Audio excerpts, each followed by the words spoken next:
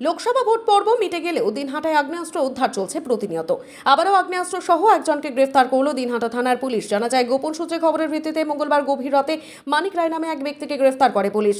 ওই ব্যক্তির কাছ থেকে 7 ইঞ্চি 65mm পিস্তল উদ্ধার করা ছাড়াও 7 ইঞ্চি 65mm এর দুটো তাজা কার্তুজ উদ্ধার হয়। জানা গিয়েছে, ধৃতের বিরুদ্ধে নির্দিষ্ট মামলা রুজু করে তদন্ত শুরু করা হয়েছে। তার সাথে আরও কেউ যুক্ত রয়েছে কিনা এবং কোনো বড় চক্র কাজ করছে কিনা তারও খোঁজখবর নেওয়া হচ্ছে।